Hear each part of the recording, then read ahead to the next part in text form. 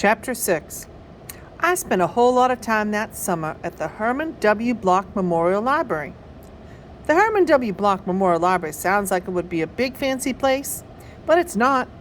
It's just a little old house full of books, and Miss Franny Block is in charge of them all. She is very small, very old woman with short gray hair, and she was the first friend I made in Naomi. It all started with Winn Dixie not liking it when I went into the library because he couldn't go inside too.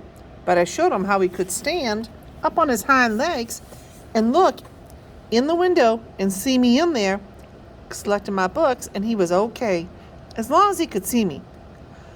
But the thing was, the first time Miss Franny Block saw Winn Dixie standing up on his hind legs like that, looking in the window, she didn't think he was a dog. She thought he was a bear. This is what happened. I was picking out my books and kind of humming to myself, and all of a sudden, there was a loud and scary scream. I went running up to the front of the library, and there was Miss Franny Block sitting on the floor behind her desk. "Miss Franny," I said, "are you all right?" "A bear," she said. "A bear?" I asked.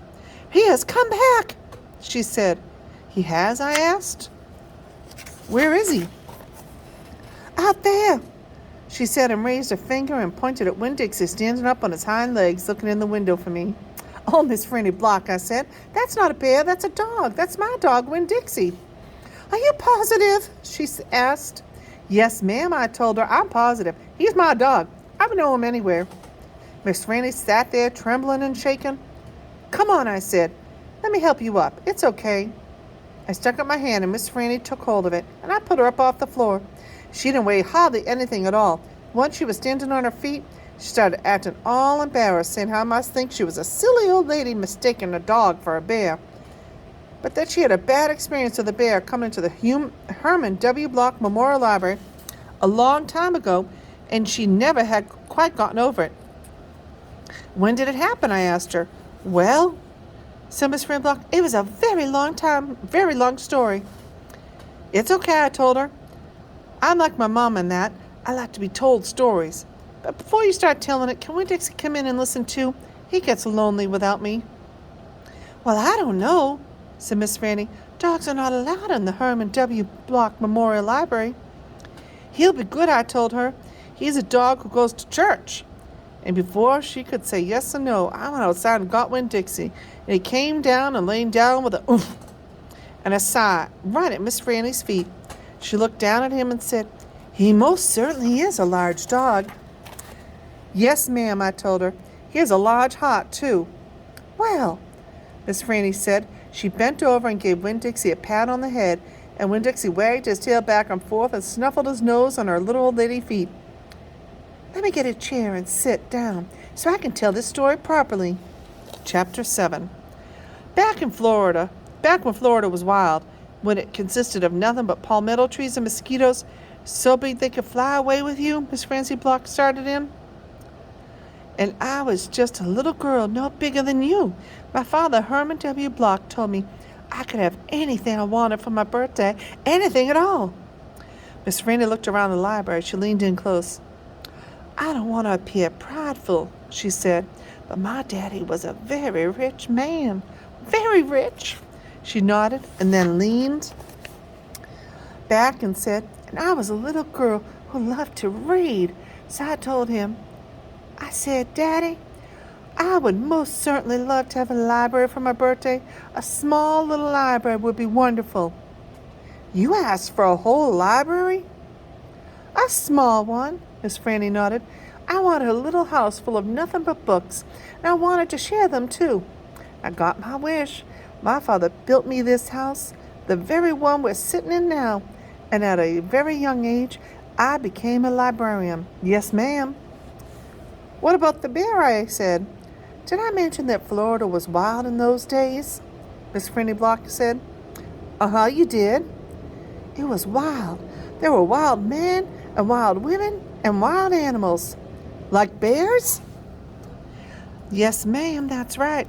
Now I have to tell you, I was a little Miss Know-it-all. I was a Miss Smarty Pants with my library full of books. Oh, yes, ma'am. I thought I knew the answer to everything. Well, one hot Thursday, I was sitting in my library with all the books and windows open, and my nose stuck in a book when a shadow crossed the dock. Without looking up, yes, ma'am, without even looking up, I said, "Is there a book I can help you find?" Well, there was no answer. And I thought it might have been a wild man or a wild woman, scared of all these books and afraid to speak up. But then I became aware of a very peculiar smell, a very strong smell. I raised my eyes slowly, and standing there, right in front of me, was a bear. Yes, ma'am, a very large bear. "How big?" I asked. "Oh, well," said Miss Franny, "perhaps 3 times the size of your dog." "Then what happened?" I asked her. "Well," said Miss Franny, "I looked at him, and he looked at me. He put his big nose up in the air and sniffed as if he was trying to decide if a little Miss Know-It-all librarian was what he was in the mood to eat. And I sat there, and then I thought, well, if this bear intends to eat me, I'm not going to let it happen without a fight. No, ma'am." So very slowly and very carefully, I raised up the book I was reading. "What book was that?" I asked. "Well, it was War and Peace, a very large book. I raised it up slowly, and then I aimed it carefully, and I threw it at that bear and screamed, 'Begone!' And you know what?" "No, ma'am," I said. "He went, but this is what I will never forget. He took the book with him." "Nuh-uh," I said. "Yes, ma'am," said Miss Franny. "He snatched it up and ran." "Did he come back?" I asked. "No, never saw him again." Well, the men in town used to tease me about it. They used to say, "Miss Franny, we saw that bear of yours out in the woods today. He was reading that book, and he sure said it was good. And would it be all right if he kept it for just another week?" "Yes, ma'am." They did tease me about it. She sighed. "I imagine I'm the only one left from those days. I imagine I'm the only one that even recalls that bear. All my friends, everyone I knew when I was young, they were all dead and gone." She sighed again. She looked sad and old and wrinkled. It's the same way I felt sometimes, being friendless in a new town, not having a mama to comfort me. I sighed too.